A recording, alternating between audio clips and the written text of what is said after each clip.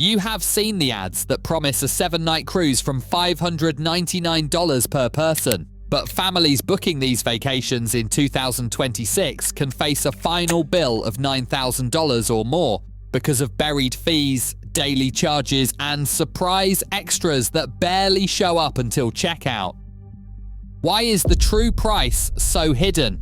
And how can you know what you will really pay before you book? Here is what nobody tells you. A family sits down to book a cruise, drawn in by a headline promising 7 nights at sea for just $599 per person. That number looks straightforward until the next page. Suddenly, a list of unfamiliar charges appears: service fees, port taxes, and daily gratuities, none of which were mentioned in the ad. The total on the screen jumps before their eyes, and the deal that seemed so simple now feels like a puzzle with missing pieces. Cruise lines use marketing language designed to catch attention. From $599 sounds like a bargain, but it almost never reflects what a family actually pays. The fine print, often buried at the bottom of the page or tucked away in a separate tab, reveals that the headline price excludes mandatory fees and surcharges. These extras are usually disclosed only at the end of the booking process, just before payment. By then, families have already invested time choosing dates and cabins, making it harder to walk away. Prices change daily as well. Cruise fares are set by dynamic pricing algorithms that adjust costs based on demand, booking windows, and even how many times you visit the website. One travel agent sums it up this way: there is no single price for a cruise. What you see one day can be gone the next, and the real total is almost always higher than the ad. For families, that means the price they expect is rarely the price they pay. Hidden fees and shifting fares turn what should be a straightforward decision into a guessing game. The only way to know the real cost is to look past the headline and insist on a full breakdown before clicking book. Interior cabins, often the most affordable choice, average between $900 and $1,500 per person for a 7-night Caribbean cruise in 2026. For a family of 4, that puts the starting price between $3,600 and $6,000 before anything else is added. Those who want a balcony cabin can expect to pay $1,800 to $3,000 per person, bringing the base for a family up to $7,200 or even $12,000, depending on the ship and season. These prices shift daily, sometimes by hundreds of dollars, as cruise lines adjust fares using algorithms that track demand and booking trends. But the cabin price is only part of the equation. Every passenger is also charged mandatory taxes and port fees, which cover local government costs, security, and docking charges at each stop. These fees typically range from $150 to $300 per person, depending on the itinerary and ports visited. For a family of 4, that is an extra $600 to $1,200 added to the bill automatically. These charges are non-negotiable and appear as a lump sum labelled taxes, fees, and port expenses at checkout. Altogether, the base cost for a family of 4, just for the cruise fare and required fees, usually lands between $4,000 and $7,000. This number does not include flights, hotels, or any extras once on board. It is the unavoidable minimum, and for most families, it is the first real look at what a week at sea actually costs before any of the fun begins.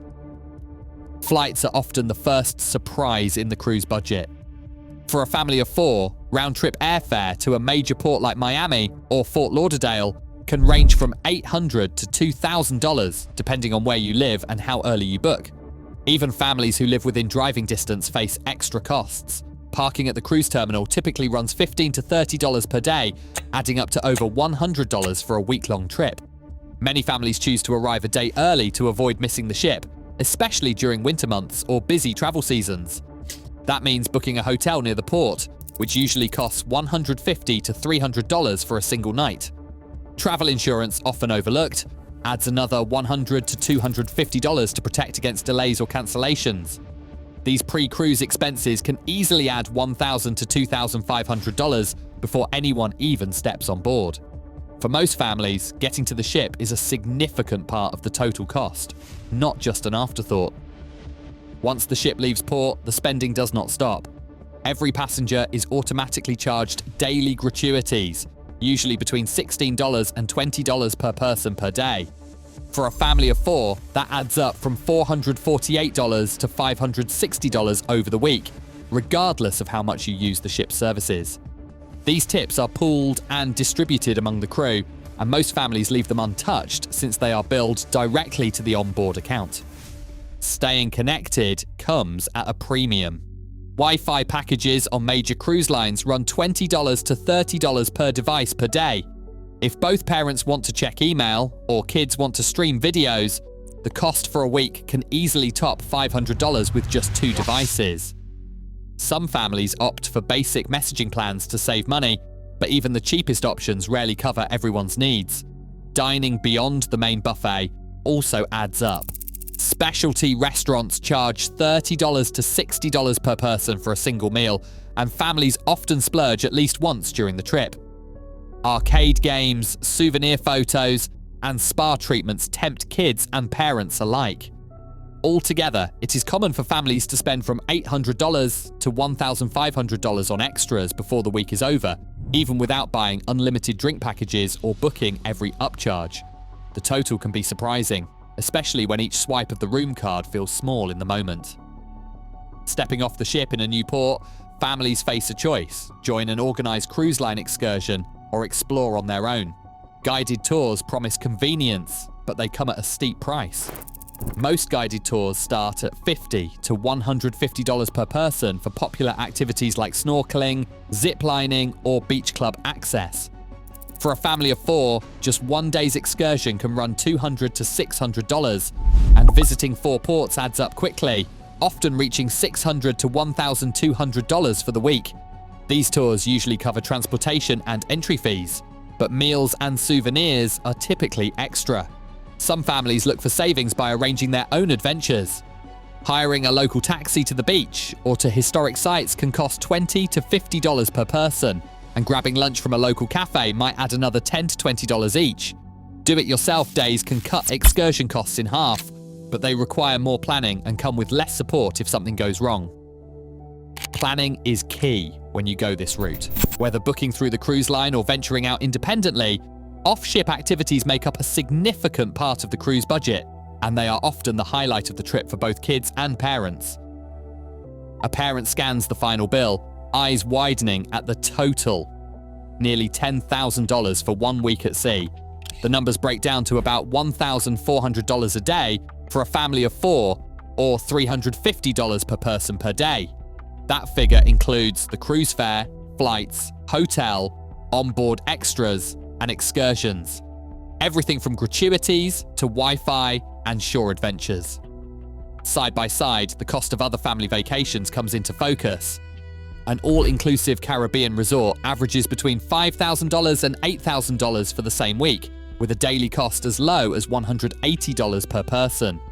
A week at a major theme park can hit $12,000, especially when factoring in tickets, meals, and hotels. The cruise sits right in the middle. Not the cheapest, but not the most expensive either. For many families, the surprise is not just the total, but how quickly small charges add up to a number that rivals any land vacation. Early booking is one of the most reliable ways to keep cruise costs in check. Families who reserve their trip months in advance, or who take advantage of kids' sail-free promotions, often save between 20 and 50% compared to last-minute rates. Choosing an interior cabin instead of a balcony can reduce the total bill by $2,000 to $4,000 for a week at sea. Skipping drink packages, packing your own snacks, and planning do-it-yourself port days can trim hundreds more from the budget. Loyalty discounts and onboard credit deals offer small but steady savings, especially for repeat cruisers. A finance expert recommends building in a contingency buffer of 25 to 40% above your initial estimate. This margin covers surprise fees, price changes, or unexpected extras, turning sticker shock into a manageable part of the family's vacation plan. Transparent pricing is not just a consumer wish. It is a necessity as family budgets tighten and hidden fees multiply. In 2026, families face real decisions, not just glossy promises. The next booking screen asks for more than credit cards. It asks whether we accept the cost of not knowing. Share your thoughts below.